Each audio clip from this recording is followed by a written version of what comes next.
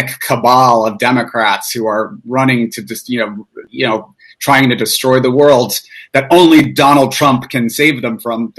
This is the necessary conclusion of that kind of propaganda and misinformation that's been pumped into our electorate for years because of Donald Trump and then his enablers. So when we talk about voter suppression, in 2016, I'll note that their tactic was to purge voters from voter rolls using this interstate cross-check system, which erroneously purged valid, legally registered voters from the voter rolls. They'd show up on election day to vote, and their names were not on the rolls, and they would have to cast provisional ballots, which were then not counted. 3 million legal ballots were not counted in 2016, and the Democrats lost the 2016 election by 77,000 votes in 3 states. So this time we're seeing attempts not only through this poll watching and poll challengers is the exact quote, but we're seeing an attempt through the courts to circumvent the will of the electorate through legal means, like not finding a distinction between ballots that are cast before 8 p.m. on November 3rd and then ballots that are counted after 8 p.m. on November 3rd, even though they're all ballots being cast as a part of the same electorate, the same voter pool. And so in my mind, there are active attempts happening through all kinds of means, and it's going to involve a huge voter turnout to be able to sort of make it impossible for them to circumvent the will of the electorate. I do want to take a step back about your claim of that communication with those poll watchers. The QAnon people are radicalized, but radicalization comes from a distortion of a very real vulnerability, a very real concern. There are people who align with the president who are not there. We're not there yet. Is there what is the message to them? Saying what is the message to them? To supporters of the president? To supporters of the president who still can listen to reason with this stuff. I'm not sure that Donald Trump has expanded his base. I think that what we're seeing, at least I'm seeing maybe anecdotally, but across the board, is organizations like the Lincoln Project, or even at the Democratic National Convention this year, the number of establishment Republicans who have jumped ship. I think people of reasonable mind who are a part of the Republican Party, who see the threats to our democracy that are posed by this ongoing chaos, have jumped ship. I think there are people who align ideologically with certain Republican perspectives, like pro-choice voters, pro-life voters, who will vote Republican because they're single-issue voters who are willing to look past the other chaos and erosion of our democratic institutions and principles and norms because they really don't want abortion to be the law of the land. That's gonna be the case for them, and we can't change that. But for reasonably minded people who see the threat to our democracy being posed by this administration, I don't think that there's much work left to be done. I think that those voters may stay home or vote Democrat in this election. And if you support the president and don't see a problem with what we're seeing happen in his messaging and in his governance, I'm not sure that there's anything we can say to convince those voters. They've, like you said, that there's a hard level of indoctrination that's happened, and it's going to take many, many years probably to get back to a place where we have some normalcy in our government and a lot of undoing of harms that have been done. And so that's not a problem that's going to be solved overnight or in this election. It's going to take some time.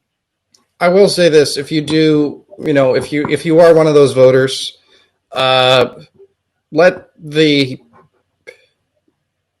the process. Let the go in through the legitimate means of the process. Like that's the process exists for a reason. It does not look like it's going to go in Trump's favor, but the process exists for a reason. Yeah, but Andy, I'll note that some of those folks, they're on social media implying that there's no possible way that Democrats can win, and that Democrats are going to quote find ballots after the election that will change the outcome. And so there's no scenario in which people who are diehards of the president will accept the outcome of the election, and they'll probably spin conspiracy theories for years to come about it. And we have to relinquish control over that, and people with reasonable minds who are in the majority, I believe, will need to just sort of continue forward and combat that messaging as it arises.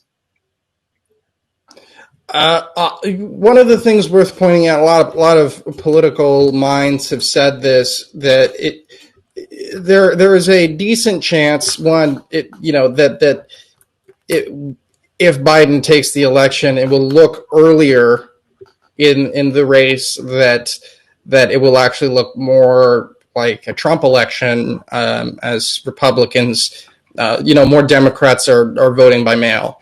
The president knows that. He's been kind of systematically undermining that. What is your message right now for the voting public who sees this? What do you think that they should keep in mind when election night rolls around and the returns come in? I was talking this morning on my own broadcast with Miranda Yaver. She's a political scientist, constitutional scholar. We discussed this very issue. And really, there's nowhere where it's written that election results are certified on election night. Election results are certified in late December. In the last election, it was December 19th. This year, it'll be December 19th or 20th. And until that time, that's the period in which we are tasked with making sure we have an accurate reflection of the vote. And every vote counts, and every vote should count, and every vote matters. And so I will wait to see what the vote totals are, no matter how long it takes. And nobody is under any illusion that this is a normal election. It's going to take time to count these ballots. And yes, the president is going to claim victory, or try to, on election night. I think there are scenarios in which Joe Biden has a commanding lead on election night too, because look at these early voting numbers. They're huge. And so there could be a scenario in which we have a determinative, at least, lead for Joe Biden on election night. But if it's even close, Donald Trump is going to claim victory and start to claim that the Democrats are trying to steal the election in the late count. And let's just hope that whatever the final outcome is, regardless of what the president and the Republican Party are spouting, what the final certified outcome is, if it is commanding, there is no way that anyone can circumvent the will of the people, whether it's through the courts, legal challenges. If it's a commanding lead for Joe Biden, whether we know on election night or 2 or 3 weeks after the election, there's nothing that can be done about it. So I'm encouraging people to vote early, and to vote in numbers that they can't deny. We got a question earlier about Florida. There's a lot of talk that Trump needs to win Florida to even have a path to victory. Can you tell me about what's going on down there in terms of voter turnout for both parties right now? Well, voter turnout in every state is huge. I think what we're seeing in Florida is there is a tight race, but Joe Biden has been polling ahead pretty consistently in terms of votes. About 7.8 million voters have voted early in Florida, and Democrats are holding an advantage in the early vote by a very slim margin, about 200,000, less than 200,000 votes. Democrats are leading in the early votes.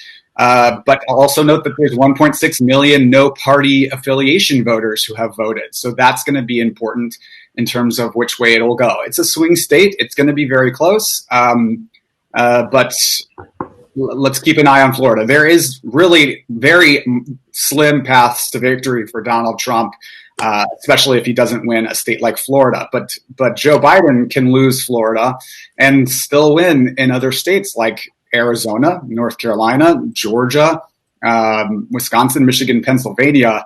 If he carries those three, the election's over, and all the polling suggests that he's ahead in all of those states. Now, the one thing that I do want to address here, because this talking point about and this was a valid criticism in 2016, was about the nature of the accuracy of the polls. We'll see where that stands, come when the election, after the election is over. But the fact of the matter is the polls, and this is really kind of just some of my observations. That one of the reasons why the polling that existed kind of in the past here for why it was so wrong was because some of these Trump voters in 2016 didn't want to admit that they were voting for Trump. And then when he was elected, they were emboldened by the fact that he won, and they didn't have to hide that anymore. So this idea that there is this silent majority just seems a little far-fetched this time around. The other thing is, if you look at polling about the not the likability, but the unlikability of the candidates, where Hillary Clinton stood in 2016 was drastically different, worse than Joe Biden's, likability, dislikability. That's a pretty significant point to look at as well, is how much people do not like these people versus how many people actually like them. Well, if I can counter to that, one of the reasons I got into journalism was in reaction to the 2016 election, because what is a point that a lot of people don't look at, because they kind of attribute those polls as being like faulty, is that exit poll data showed that Hillary Clinton won states like North Carolina, Wisconsin, Pennsylvania, and Michigan, that she went on to lose in the computerized voter tallies. Now, this wasn't because the Russians hacked the voter rolls and changed the outcomes. This is because millions of voters were disenfranchised at the ballot box. They were purged from the rolls due to widespread Republican attempts to purge voters because they had similar last names, or they moved down the street, or what have you. And so legal voters were showing up to the ballots boxes. They were casting their votes for Hillary Clinton. They were leaving the ballot box and telling exit pollers that they voted for Hillary, which accounts for why she was winning, and she won those exit polls. And then the computerized tallies did not reflect that, because provisional ballots are not counted. And when your name has been purged from a voter roll and you're no longer registered, they ask you to fill out a provisional ballot that's not counted. This is a major, major story that not a lot of people give credence to when they assess the outcome of the 2016 presidential election. Now, I'll note, while Joe Biden has higher favorability ratings than Hillary Clinton, that Hillary Clinton won more votes than any other presidential candidate in American history, second only to Barack Obama, whose 2012 total she effectively tied. So when we look at the outcome of that election, there are other interventionist forces at play that I think, if we're going to have a elections integrity in the United States, and I'll note our elections integrity ranks last in the Western of all Western democracies, that we have to take a look at attempts to suppress and disenfranchise votes. 200,000 African American voters were disenfranchised in Wisconsin, and Hillary Clinton lost that state by 40-something thousand votes. So voter suppression is real, it's active, and it takes large voter turnouts in order to right the ship of state. Alex, thank you so much for joining us today. But before we go, I want you and all the viewers to take a look at something. So I was having a conversation with some friends of mine recently. We noticed that Joe Biden smirks during debates, look like something that you would see in like the opening sequence for a 90s or 80s sitcom. So we took the liberty of making that a reality with some video from the 2020 or 20 excuse me the 2012 cycle, the debate between Paul Ryan. Put some music from some of our favorite 80s and 90s sitcoms. Take a look at this.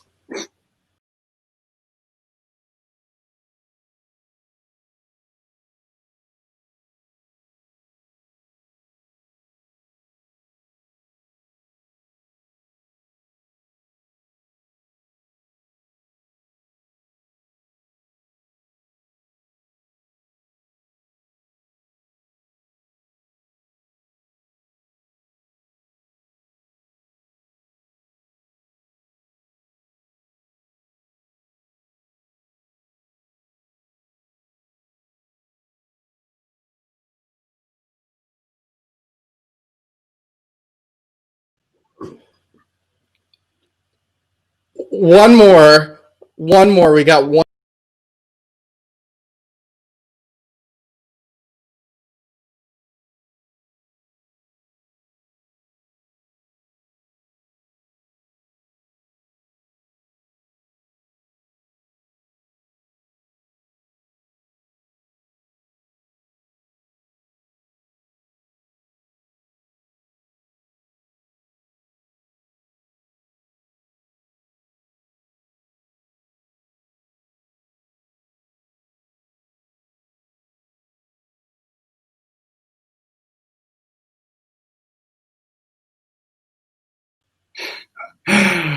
No malarkey.